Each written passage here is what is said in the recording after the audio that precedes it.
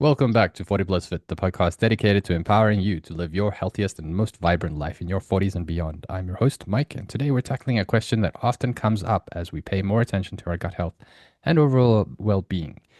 Do I need a fiber supplement? With so many powders and capsules on the market, it's easy to wonder if we're getting enough from our food alone. To cut through the confusion and give us the definitive answer, I'm joined, as always, by our coach here at 40 Plus Fit, Twain. Twain, Hey, great to have you back to talk about fiber. yeah, so good to be back, man. I think we actually like for those who are listening, we actually took a very short impromptu break over the past 2 weeks of recording, and honestly, it was just one thing after another. First, it was Mike had some stuff, then I had some stuff, and life happens, right? But yeah, it's really good to be back, man. And talking about fiber today, so hopefully today's one won't go too long. I mean, there's times we can talk about fiber, but really, what's the practical applications and how important it is in day to day is probably what we want to focus on. Yeah. Yeah. So let's just kick it off straight from there. It's like for our listeners, why is fiber actually so important for our health? Especially as we age. What are the key roles in our bodies? Well, the big one that's always associated with fiber is supporting your bowel movements, right? So if you don't get enough fiber, it doesn't bulk up your waste products well for you to be able to pass through the system properly.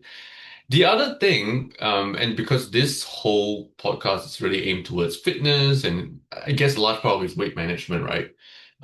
Fiber is a very useful tool for that purpose. Not only does it keep you full for longer, but it also kind of gets you fuller sooner as well, just because of how much water it kind of pulls in and retains and sits and bulks up the food. The other important one is that because you have fiber in the stomach, kind of slowing down the digestive process, it can actually regulate blood sugar spikes, which for some people, especially if you're very overweight or if you're not very insulin sensitive, it can really make a big difference in terms of energy levels. Okay, so if you haven't been exercising, you'll be very sedentary, very overweight. Yes, insulin spikes can have a bigger impact on you. It's not the thing that's causing you to gain weight. Though don't get me wrong, there's still the overeating component, but it does contribute to that feelings of lethargy, your body's inability to handle carbs as well, and then you get a lot of those energy crashes. Yeah. So fiber can really help regulate the blood sugar, where it matters for people in that particular situation. The other important one is that fiber is in most of its forms some kind of a prebiotic, which is basically a healthy food for your gut microbiome. Yeah, so it's what your gut flora kind of feeds on, and if you eat enough fiber, it kind of will help flourish, right? Push and flourish that aspect. Although later we probably will talk about this, where it's not always a case where you want to add a lot more fiber because sometimes like too much of a good thing can be bad, and especially in different situations, you might not necessarily want to add more fiber. Maybe you might want to add more of the actual gut bacteria first, things like that. Yeah. But other than that, there's some other bigger general benefits. Reduces heart disease, reduces stroke, reduces certain risks of certain types of cancers. So really, there's nothing here about fiber that is light. You really do need it. And yeah, it's one of the things that I feel so many people talk about macros all the time, but they don't focus on how much fiber they actually eat. That's very true. And I get it as well from a lot of different people where they'll talk about protein is the main one, right? And then carbs is the enemy. Yeah. So those are the two. Always. Like I must eat my protein. Oh, carbs. If I want to lose weight, I must cut out my rice and everything. But we never actually touch on fiber itself. And it's such a crucial um, nutrient. But Yeah. we should also then follow up and say, okay, for men and women, like over 40, like, what is the recommended daily fiber recommendations? Well, the general recommendations for women is like around 25 grams, and for men is roughly around 35, 38, something along those lines. But look, like at the end of the day, I think fiber, the way I like to get clients to look at fiber is on a per calorie basis. So for every 1,000 calories, I would recommend eating roughly about 14 grams of fiber, getting roughly around that. So basically, for every 1,000 calories that you eat, you probably want to get anywhere between 2 to 3 servings of veggies. And most people eat on average about 3,000 calories a day, right? 2,000 to 3,000. Um, so yeah, so with that, you just multiply that up, and that means you probably should get in about 6 servings of vegetables minimum, if not maybe up to about 8 for most people. Hmm. If we can expand on that, what you're saying there, Yeah. like this episode is supposed to be about supplements, but before we even get to the supplements, let's talk about that food. Like you were talking there about veggie portions. So from your perspective, like what are the best natural sources of fiber that we can have? And obviously we get the difference in fiber as well, right? There's the soluble and insoluble. Yeah, you have your soluble, you have insoluble, and then you still have, well, you have some sort of resistant starches as well and things like that. But I don't think we need to be, you don't really need to go into the weeds with those because they don't really, in my opinion, they don't really matter too much for somebody that's just generally trying to lose weight. You just need to know between soluble fiber, insoluble fiber, what's the difference between the two, and where can you get most of these things. So let's talk about soluble fiber first. What exactly is it? The reason why it's called soluble is because it dissolves in water, basically. It absorbs a shit ton of water, it kind of like breaks down a little bit. And what it does, it actually helps you slow down your digestion primarily. So that's the big one that helps you slow down digestion. So when we talked about lowering the blood sugar spikes, that's one thing. It also, in its form, soluble form, right? It or solute form, it actually binds with the cholesterol in your system, so there's less of the, well, the low density lipoproteins that kind of like going into the blood, so that's how it kind of reduces the cholesterol component. So it actually reduces the the workload that your LDL receptors have to do, you know, in terms of reducing your cholesterol in your body. So that's why soluble fiber is super important and one of the first things you recommend to people that have high cholesterol. And a lot of these kind of soluble fibers can be found in mostly like fruits. Apples are a great one. Beans, a lot of beans, legumes tend to have a lot of soluble fibers as well. Even basic whole grains like oats. Oats will also have some. Although for the most part, I would say the other one, which we're going to talk about, on insoluble fiber, whole grains have a lot more composition of insoluble fiber than soluble. Yeah. So I would say fruits and beans. Maybe probably these are the two best sources of soluble fiber. Any questions so far before we could dive into the insoluble fiber stuff? No, I think you're pretty on point there. 'Cause as somebody who's gone through quite a lot of fiber experience, good and bad. Yeah. Okay. Yeah, but so we talked about soluble fiber. Now, insoluble fiber, as the name suggests, is does not dissolve down. So it's pretty much like the corn that you eat and it comes out as corn, as a kernel of corn. Similar stories like this, they don't really break down in your body, and they kind of add bulk to your waist, right, to the stool, and helps you to prevent constipation. Now, I say that with that air quotes in my tone, just because a lot of times if you bulk up on a lot of insoluble fiber, but you're not hydrating up properly, you don't have, adequate water intake, you are still going to get constipated too. Yeah. So most of the insoluble fiber, as I mentioned, is found in lots of veggies. Sorry, whole grains. Yeah, just now I mentioned whole grains, and then a lot of veggies, cruciferous veg especially. Anything that's like quite kind of fibrous. So if you're eating a lot of like broccoli stems, all those like leafy veggies, you definitely get a ton of them. Seeds are also a good one. If you think about it from a nature perspective, the reason why seeds are have so much insoluble fiber is because that helps with the propagation aspect of it, right? So that's also a pretty cool fun fact there. But those are the major ones that have insoluble fiber in them.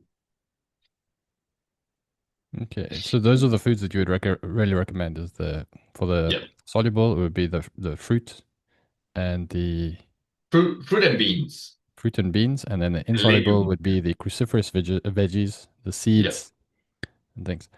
Okay. veggies and seeds, and generally whole grains. So if you get like your whole grain, multi-grain toast, or you get like the special like wild rice and stuff like that. Yeah, all those are great sources of insoluble.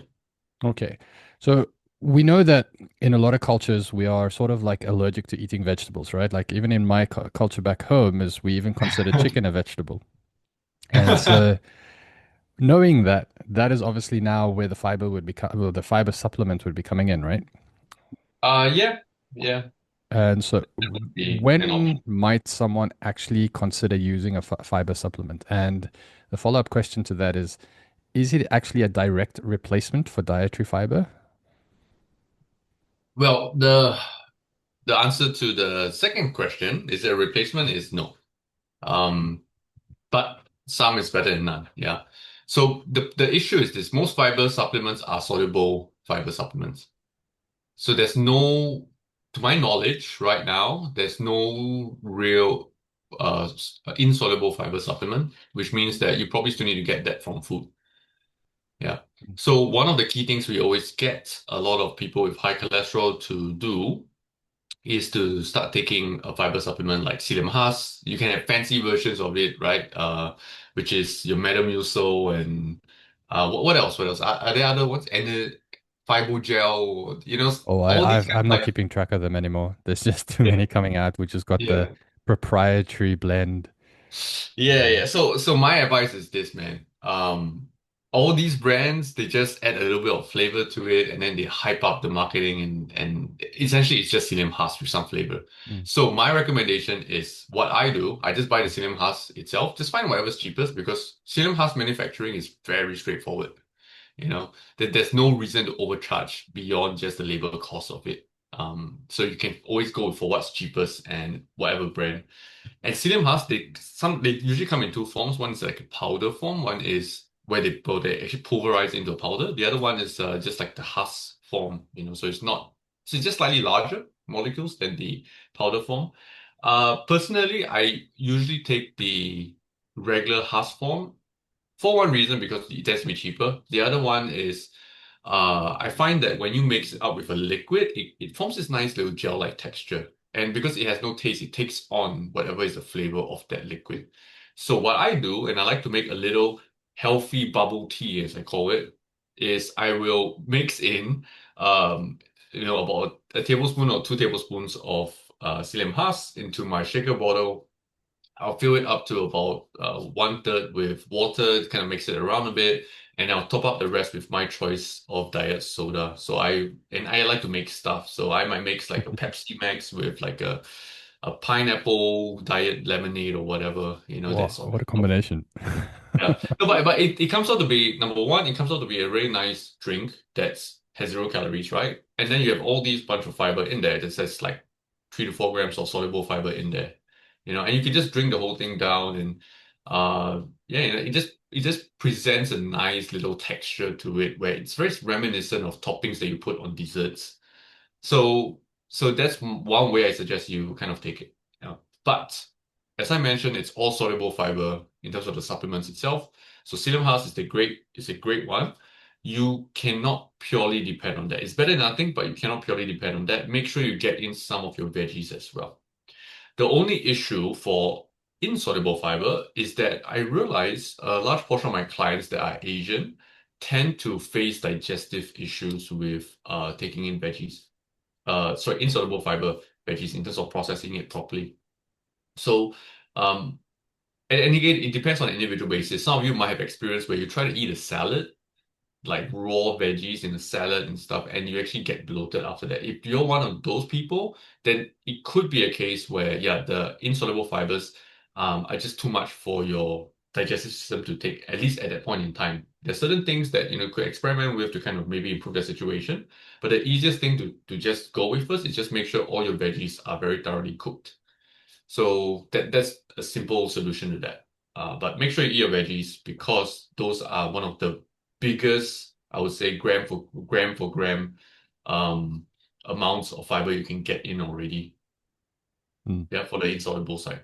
So supplement the two together, and you are pretty much good to go. For most people, 1 tablespoon to 2 tablespoons a day is great.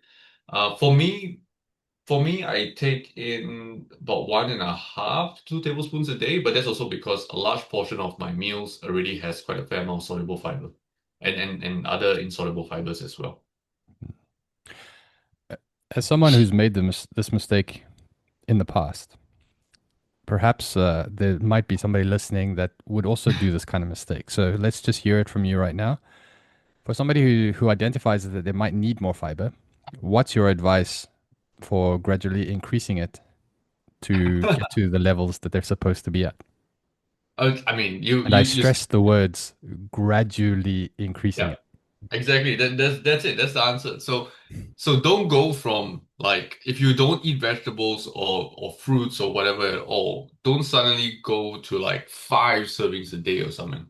Start out a bit more moderate, 2.5 servings. Try 1 serving of each meal first for a week. And then after that, slowly go up to 3 servings a day for a week. Then maybe 1.5 servings per each meal. And by the time you hit 1.5 servings and then you add in a fiber supplement, you're probably good enough already for most people. Um, So yeah, I just in don't. case people are wondering why I asked it in that manner, is because I Uh, went from probably I'm not sure of the numbers here, but let's call it I went from like 5 grams of fiber per day to 30 grams of fiber per day. yeah, I mean that's too big a jump, man. And I spent a lot of time on the toilet. So much so that it even became an issue that I couldn't drive anywhere because when I'm sitting in the car, my body's like, oh, you need to go to the toilet. Oh, you need to go to the toilet. And then, if you're in the city, you get stuck in traffic. It's not a Yeah, pleasant place to be. And so yeah. then I struggled with that for a couple of days at least Especially until my not in body K, starts not, to not. absorb and starts to, Yeah, acclimatize to this new amount. yeah. So Especially not in KL traffic. You don't want to be caught with like we yeah, have to you don't want to be run. caught there. So I'm 100% on board with what Twain is saying is that if you are getting 5 grams now, increase that to maximum 10 grams. Once you're okay at 10 grams, then go up to 15 and so on and so on. Just go up slowly. There's no real, unless there's an actual medical reason that a doctor has advised you, don't go up too quick. Just go up Well, slowly. I mean, to be honest, I don't think there'll ever be a situation where suddenly you have to take in a whole ton of fiber at one go. I can't think of anything really that because it Yeah. doesn't affect you acutely in that sense. I would say it's the I same, mean, like from in a my positive understanding. way. Yeah, But, just in case some doctor has just told in you case of something, I don't want to go against whatever your doctor is telling you. Oh, for sure, for sure. So Yeah, I just say is just go up gradually and take your time with it. yeah. Oh, a quick note on that since we're talking about Mm. medical stuff. The with fiber, there's certain contraindications with certain medications. Meaning it can interfere with the absorption, so you probably want to space it out when you're taking stuff like your thyroid meds, iron's another big one, and then I think a lot of it like to do with antidepressant stuff. Yeah, you probably want to make sure you're not like taking a lot of fiber in this medication. I think generally these medications will already tell you to take it on an empty stomach too. Mm. Right. Finally, I just want to ask is what are some of the potential downsides, of relying heavily on fiber supplements instead of the whole food sources? What are the downsides? Hmm. I can't. I mean, aside from the fact that if you suddenly increase and spike up the fiber intake, especially because the fiber supplement is going to be a soluble fiber, right? And you suddenly spike up the intake and you don't have adequate fluid intake, you didn't commensurately increase your fluid intake, you might get a little bit more constipation. So that's what you might experience. But other than that, literally just drinking more water while you're taking more fiber is going to solve that. And I don't really see any negative downsides with a fiber supplement. Now, if you do what Mike was saying just now, where you follow in his footsteps and you go 5 grams to 30 grams a day at one shot, yeah, obviously you're gonna get all those stuff he mentioned. Yeah, so And please also, don't follow Mike. yeah, please don't follow Mike's or learn from his example, really. I mean, Mike's so much smarter now, isn't he? Yeah, man. All right, and then to close off, like, what's your ultimate take-home message on like the air quotes here, food first philosophy when it comes to fiber and overall nutrition? Yeah. Eat your fruits, eat your veg, enjoy a couple bits of nuts and seeds, and you pretty much got most of your fiber intake sorted out. If you don't eat a lot, or if you are on a diet, potentially supplementing with the slim husk will be a very good move, I think. Eh.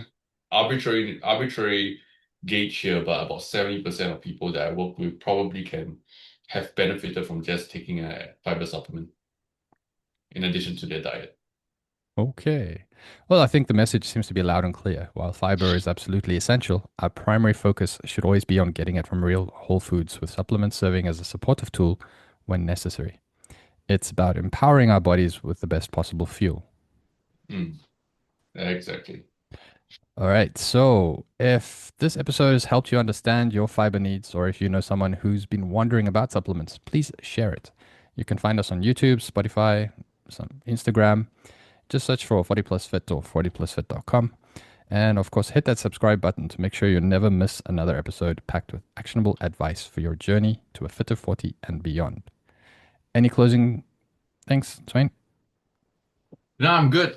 I think we did pretty well with this episode, yeah. So let's Kept it under. close it off on a high. All right. So we look forward to you joining us next time, next week on 40 Plus Fit, when we'll be diving into another cool topic. Until then, fill your plate with fiber rich goodness.